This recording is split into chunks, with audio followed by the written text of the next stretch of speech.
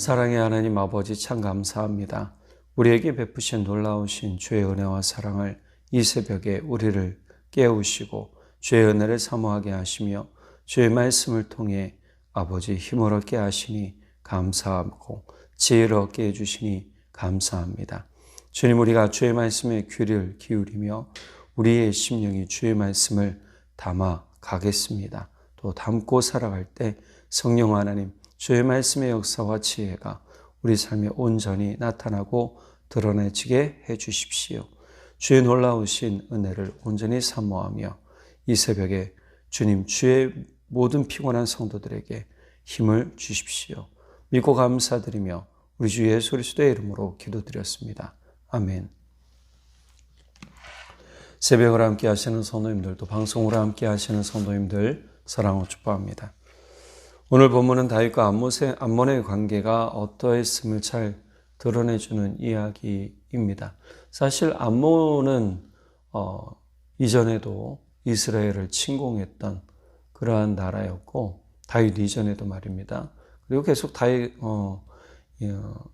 이스라엘과는 좀 껄끄러운 그런 관계였습니다. 근데 오늘 다윗과 개인적인 관계에서는 좀 달랐던 것 같아요. 그 달랐던 부분이 뭐냐면 오늘 본문 2절에 나오는 나하스라는 사람과의 관계입니다. 사실 우리가 신앙생활하면서 세상과 동떨어져 살 수 없다라고 제가 누누이 말씀드렸습니다. 일을 하면서 세상 예수 믿지 않는 사람들이라고 얘기를 했죠.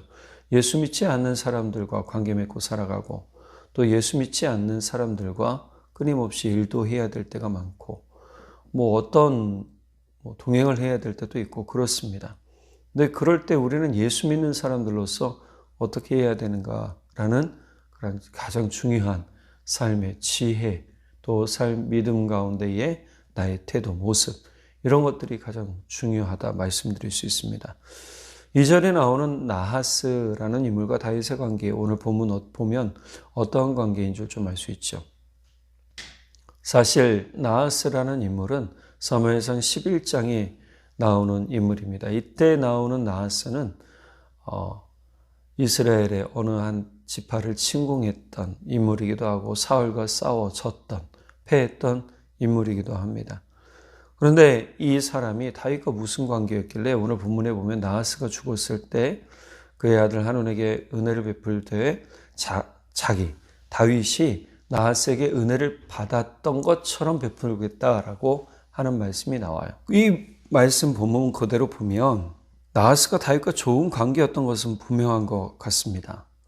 아마 추정해 보기로는 8절에 암몬이 이제 왕으로 즉위하고 왕으로서의 일을 했던 다윗에게 앞서 우리 전쟁에서 많은 승리를 얻었고 또 전쟁에서 많은 노력물을 얻었던 다윗에 반해서 또 반대로 이렇게 선물을 줬던 사람들도 있어요. 그 중에 아마 이 나하스도 있던 것 아닌가 한번 생각해 볼 수도 있고요. 또 한 가지는 다윗이 사울에게 쫓길 때 오늘 성경에는 나오진 않았지만 혹시 암몬 땅에 들어가서 나하스에게 도움을 받았지는 않았을까? 그래서 은혜를 베푼 것 같이 라고 얘기를 하는 것이죠. 자, 이런 부분으로 볼 때 나하스의 도움을 받은 것은 좀 분명했던 것 같습니다. 자, 그런 부분으로 본다면 2절에 말한 관계성, 그 부분, 다윗이 은혜를 나하스를 통해 받았던 그런 것이 확실했던 것이죠. 때문에 다윗은 나하스가 자신에게 은혜를 베푼 것에 대해서 거론하며 아들 한온에게 은혜를 베풀 마음을 가졌던 것입니다. 자, 다시 본문으로 돌아가 볼게요. 돌아오면 암몬의 왕 나하스가 죽고 그의 아들 한온이 왕이 됩니다. 한온의 뜻 이름은요, 자비함을 받았다라는 뜻입니다. 또 다른 말로는 자비를 베푸는 사람이다라는 뜻도 되겠죠. 그러나 그의 이름과는 다르게 자비함이 없는 사람이었습니다. 나하스가 죽었다는 소식을 들은 다윗은 나하스의 장래에 조문단을 파견을 하죠. 자, 이렇게 조문단을 파견하는 이유는 다윗이 아까 말씀드린 것처럼 나하스에게 은혜를 받았던 것을 통해서 한온에게 은혜를 베풀기 위해였습니다. 자, 그러나 한우는 신하들의 간언에 마음이 쏠려버렸어요. 3절 볼까요? 다윗이 임금님께 조문사절을 보낸 것이 임금님의 부친을 존경하기 때문이라고 생각하십니까? 오히려 이 도성을 두루 살피고 정탐하여 함락시키려고 다윗이 임금님께 자기의 신하들을 보낸 것이 아닙니까? 앞서 그 8장의 이전의 이야기일 수도 있겠지만 8장에 보면 많은 전쟁들을 하고 땅들을 취하고 또 속국으로 삼고 조공을 받았어요. 이런 전쟁에서 계속 승리하는 모습을 보니까 암몬의 왕으로 새롭게 등극된 한온조차도 그 신하들도 좀 안 좋게 봤단 말이에요. 좀 두려워했을 거라는 겁니다. 자, 이 신하들의 간언에 넘어가서 다윗의 조문단에게 몹쓸 짓을 하고 맙니다.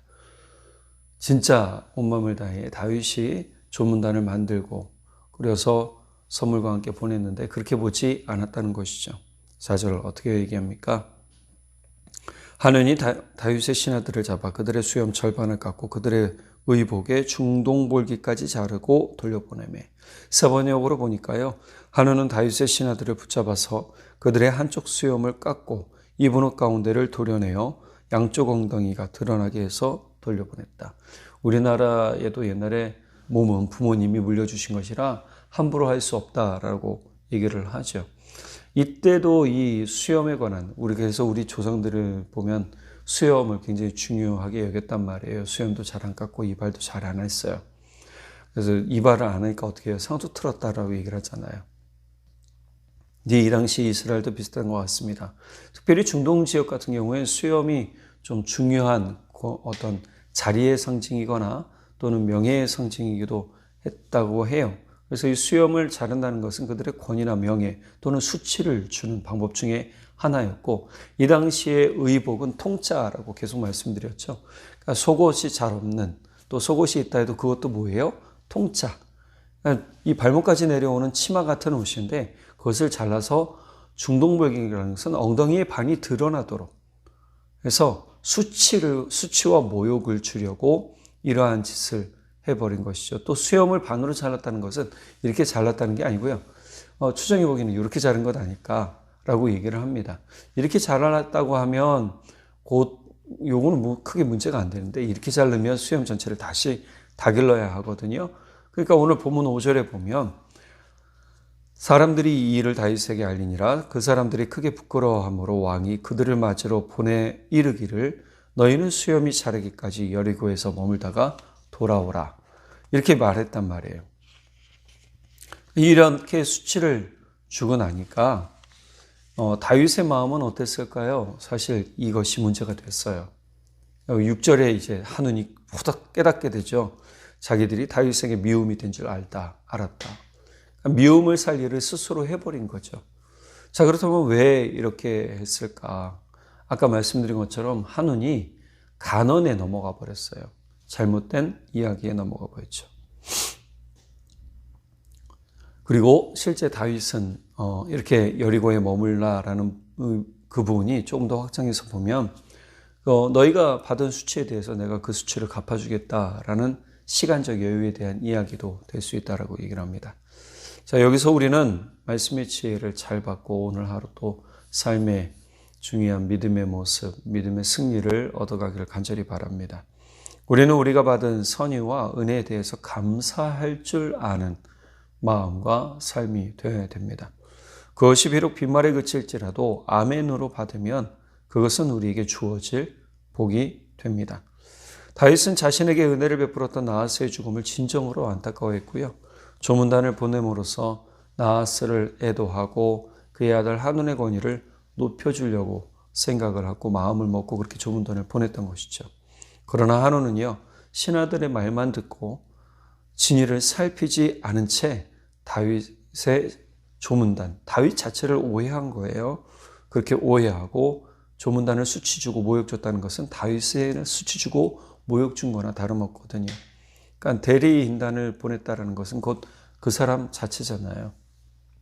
대사관이라는 것은 뭐예요? 그 나라의 그런 모습. 그래서 그 땅은 치외법권이라고 보통 얘기를 하고 대사도 대통령과 비슷한 권위로 가진단 말이에요. 그러니까 그런 모습으로 본다면 이렇게 조문단을 보냈을 때 다윗의 마음을 그대로 전달할 수 있는 사람들이었다라는 것을 분명하게 알 수 있는 것을 볼 때 다윗에게 모욕 주려고 이 일을 했다라는 것을 알게 되죠. 우리에게 주어진 축복의 말이나 선의 마음들에 대해서 비아냥거리거나 진리를 오해하는 순간 하나님께서 예비하신 축복은 사라지게 됩니다. 그러니까 누가 빈말로 하더라도 우리가 아멘으로 받으면 놀라운 사실은 그 아멘의 고백, 진실함이 우리에게 이루어진다는 사실이에요. 오히려 사탄의 관계한 속임의 마음과 생각에 넘어가 버려서 우리는 더욱 의심하는 사람이 되죠. 그래서 선의를 구분하지 못하게 되는 겁니다. 비아냥거린다고 해서 그것이 비아냥일까? 이것이 진짜일까라고 의심하지 마시고 만약에 무엇인가 준다면 아멘으로 받되 중요한 것은 이것이 나에게 어떠한 것인지를 한번 깊이 생각은 해봐야 된다는 것이죠. 그러나 축복의 말은 아멘으로 받으시는 것이 맞습니다. 그러니 우리는 선의를 감사함으로 받고 축복의 말에 아멘할 수 있어야 되며 진중한 마음, 포용하는 마음으로 안을 수 있어야 되는 겁니다. 이것이 바로 예수님의 제자다운 모습이기도 합니다. 믿음의 마음을 넓게 가지며 삶에서 복의 열매를 맺고 따먹는 기쁨은 바로 이렇게 시작되는 겁니다. 그러나 오늘 하늘의 이러한 결과의 초래는요, 결국 암몬이 전쟁에 휘말리게 되는 그런 모습을 가지게 되죠. 여러분, 의심하는 사람은 그 무엇도 받을 생각하지 마라 라는 우리 말씀을 기억하고 있죠. 여러분, 의심하는 사람은 바람에 이는 풍랑에 휘청이는 배와 같고 또 바람에 출렁이는 그런 나뭇가지나 벼이삭과 같습니다.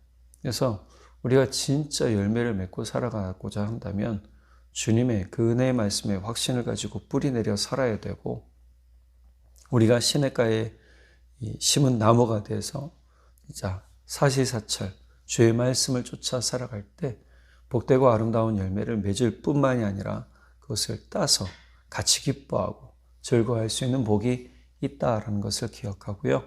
오늘 이 말씀 잘 기억하길 바랍니다. 한우처럼 오해하는 삶이 아니라 우리가 진정한 마음을 또 의도를 잘 그대로 받고 감사할 줄 아는 삶, 그것이 바로 복의 삶이다 라는 것을 기억하고 살아가는 우리 모두 되길 바랍니다. 기도하겠습니다. 사랑의 하나님 아버지, 참 감사합니다. 오늘 우리에게 주신 은혜의 말씀, 은혜의 일들이 어디서 시작이 됩니까? 바로 하나님의 말씀을 온전히 듣고 사람들을 사랑하며 그들의 말에 아멘하고 축복으로 받는 것 아니겠습니까? 오늘 한우는 다윗의 진실한 마음을 오해했고 간신들의 간언에 오해하여 결국은 다윗과 전쟁을 치르게 됩니다. 주님, 우리의 삶에서 축복이란 무엇이겠습니까? 주님이 우리에게 주시는 은혜의 말씀과 또 사랑의 확신입니다. 그것을 가지고 오늘 하루도 우리에게 준 그 모든 진정한 마음들을 기쁨으로 받고 아멘으로 받으며 또 주의 사랑을 더 깊이 확신하고 사랑하는 우리 모두가 될 수 있도록 성령 하나님 도와주시고 우리의 생각이 의심으로 가득 차 결국 열매 맺지 못하는 삶이 되지 않도록 주여 우리를 깨우쳐 주십시오. 우리가 주의 사랑의 확신에 거하며 주의 사랑의 그 확신 가운데 열매 맺고 살아가 주의 복을 누리는 우리 모두 되게 해 주십시오. 믿고 감사드리며 우리 주 예수 그리스도의 이름으로 기도드렸습니다. 아멘.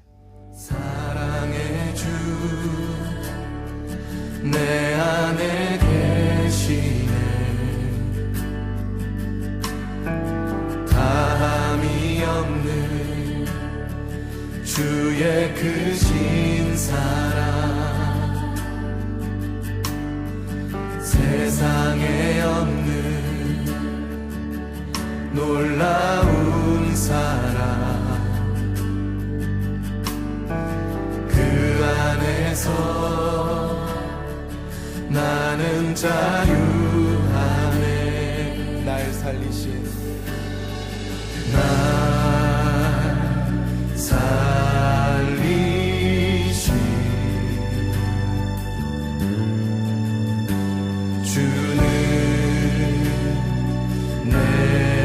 저